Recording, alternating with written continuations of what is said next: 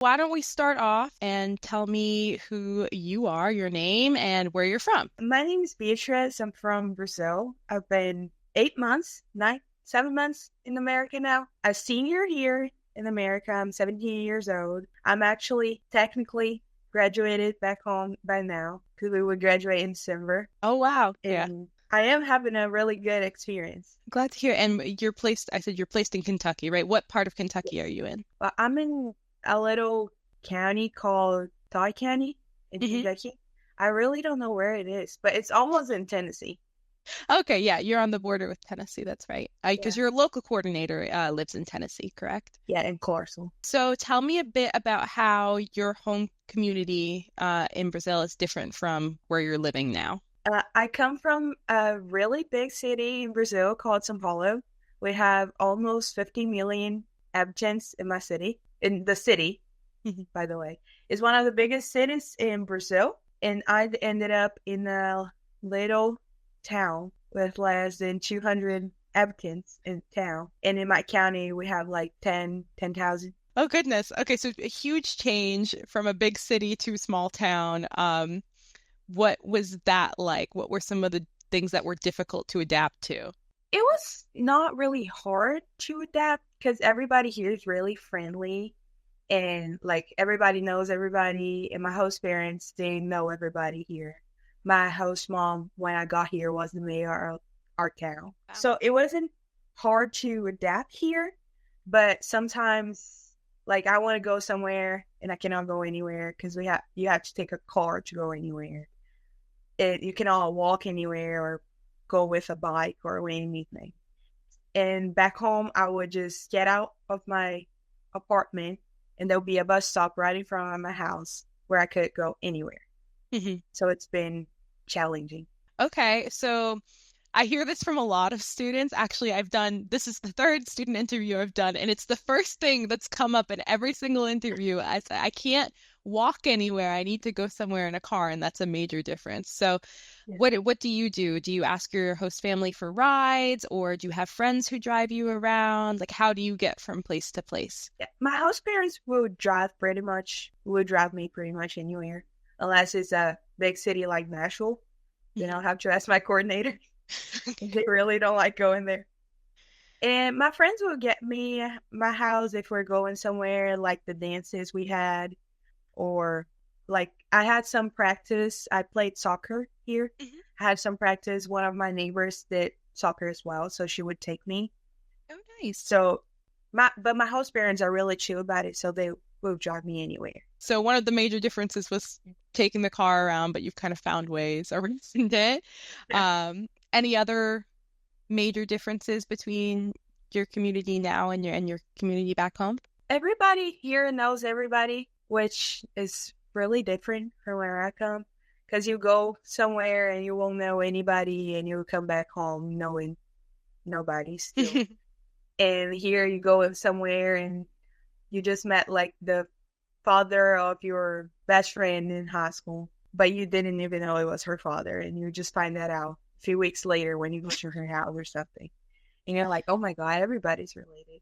And also, there's nothing much to do here because it's a smaller town. So there's like, I cannot go to the mall. The mall is really far away from me. Right. Or like, oh, let's just go to a McDonald's or something. There's no around here. You have to go to a city to do that. So you have to drive somewhere. Driving comes back again. So, Yeah. like, what are some things that you've been clearly you can't like just go somewhere spontaneously for fun. What are some of the things that you do for fun right now in your home community since you can't kind of go and do these spontaneous things? I do clubs and sports at school. So I'll be entertained most of my time. And when not that, I'll go to somebody's house or we'll go to the mall in Clarksville, like 15-minute drive from here. But if you decide to walk, it's 3 or 4 hours. That So, would be a really yeah. far walk, I think. And we'll go to games at other schools. Like I was a cheerleader.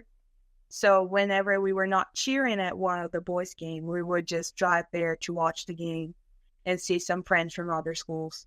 Okay, that's really cool. So you did cheerleading. What are some of the other activities that you did through school? I would play soccer during fall. I was a cheerleader during wintertime. Now I'm a track manager, and I'm doing choir with church with my host parents. I'm doing performing arts troupe with 4-H. I'm involved in 4-H.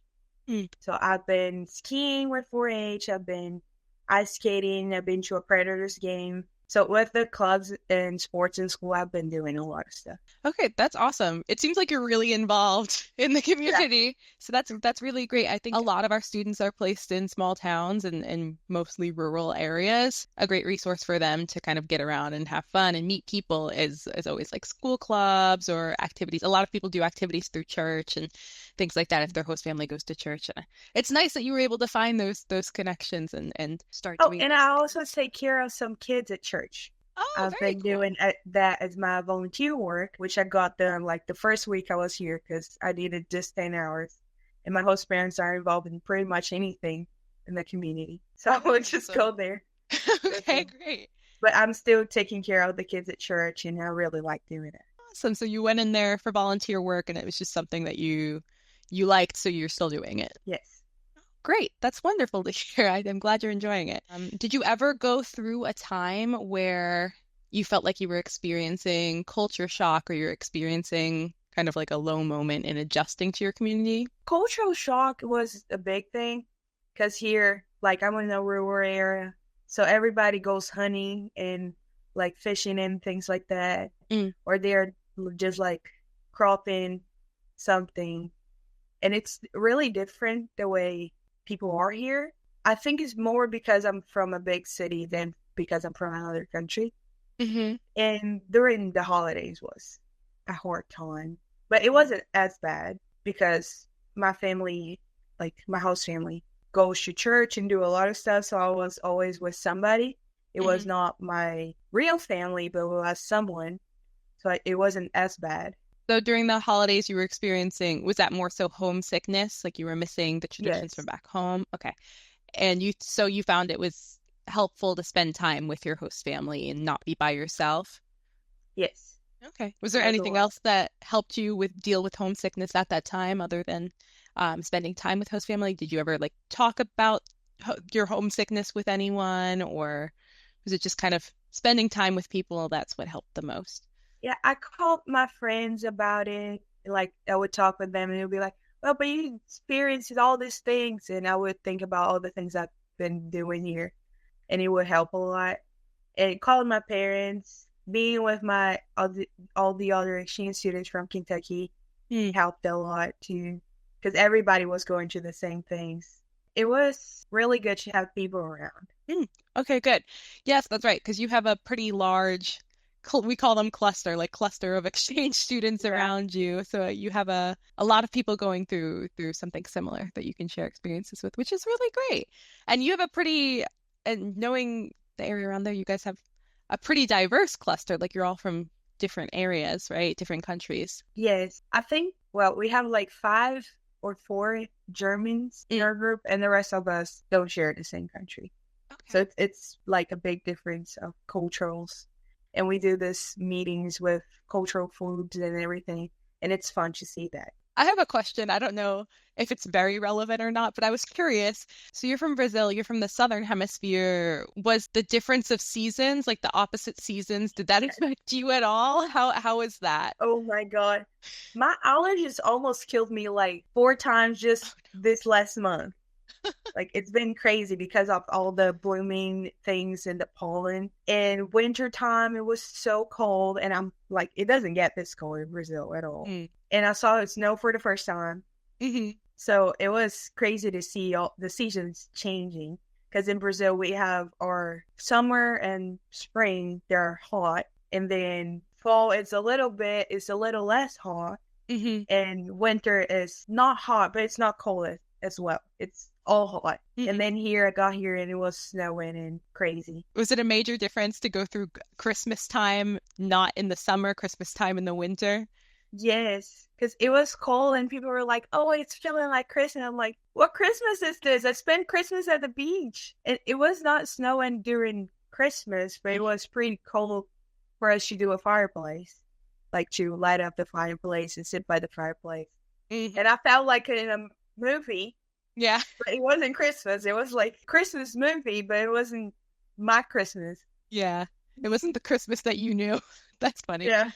Okay, so but you got a fully different experience, which is cool. I guess the question I had was anything different from what you expected it to be like? Sometimes it's kind of like I was expecting to be eating all this fast food and all this candy because I've been to America before. I remember going through the aisles and seeing like 100,000 of flavors of M&Ms and 100 types of things. And my host parents do not eat candy and they almost never go to eat fast food.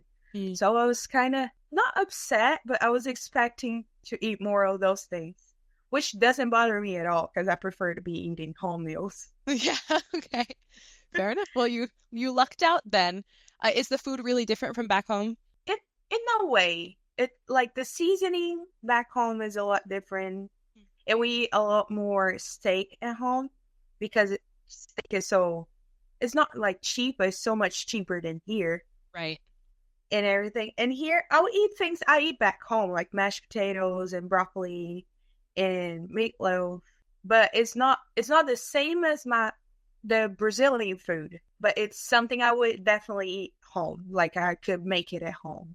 So what are some of the simple things that you do with your host family now that you're going to miss when you're home? Or that you do with your host family, that you do at school, things from your community that you're going to miss when you go back home?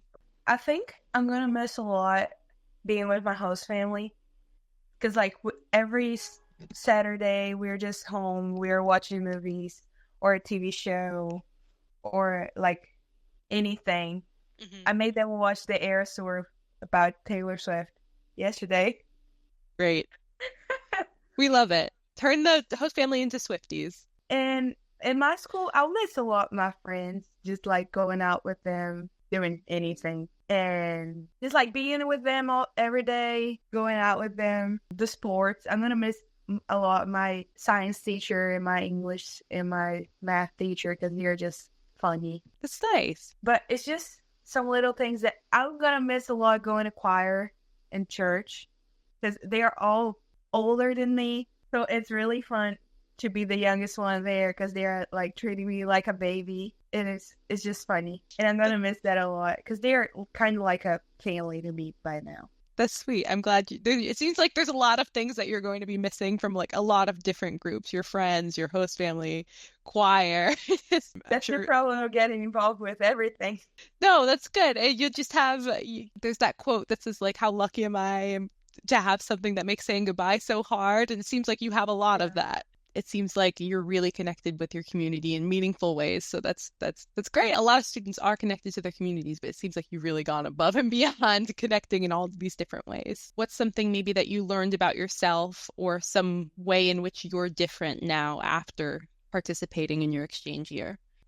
I think I learned I can do a lot more than I think I can by myself, especially. I think something that's really different, I'll be a lot more responsible when I go back. Because here I have to take care, even though it's just my room and my bathroom, but it's like I have to take care of the money I'm spending and what I'm doing, who I'm going with. Like I have to think about a lot more things than back home. Because I would just be like, oh, I have my parents, they'll figure it out. And I would do whatever I wanted to. So you feel more independent and more responsible now. And you think you're going to carry that back with you at home? Do you think you're going to participate more around the house? Maybe not. But I think about like thinking for myself, like getting a plan to my parents before I just do whatever I want. It's going to be something. Because back home, I would do a lot of things by myself, but it would be just like, I'm doing this. And, oh, how are you doing? Oh, you can figure it out for me. I'm doing it. But now I have to figure it out before I tell my host parents so they don't have to worry about it. You have to kind of have an idea of all of the aspects of the plan before you Yeah. ask and you okay. Right? Good point. Yes, I think that's a good one. I think a lot of exchange students when they get here, yes, of course, they're used to your parents handling things for you, especially plans if you are usually, doing things with your parents back home. And now it's like, okay, if I'm going to go out and do this thing, I have to outline it for my host parents. This is what I'm planning to do with this person, and this is when I plan to be back. Like, can you take me? Um, Yeah. okay, great. Awesome. And then I have one more question for you, which is if you could give advice to a student who's about to start their exchange year, what would you say? Just enjoy it. Do it. Like, if you have the opportunity, do it. Go and do it. It's just 1 year or 6 months. You won't be back in America again.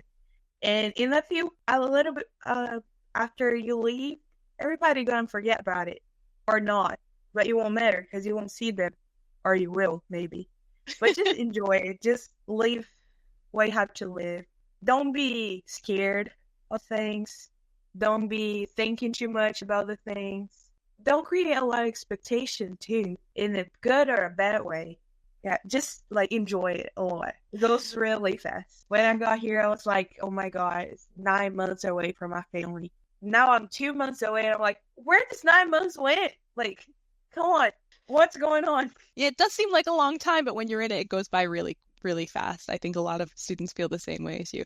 And I really like what you said about nobody's going to remember it. Like you go out and do the things because, it's ultimately going to be fine. Just enjoy it. I think that's something that a lot of exchange students would benefit from knowing. Like it's okay to go out and make mistakes and do something silly, or memory is short, people are going to forget, and you probably are going to make mistakes or do totally different things that you might think you Yeah. might not have tried it back home. And okay, well, those were all of my questions, so I don't know if there was anything else that you wanted to share before we stop our interview. My coordinator is amazing. My host family is amazing. My community is really good. My school is really small, but there are some really good people there too. Thank you for having me. It was a really good thing to talk about experience.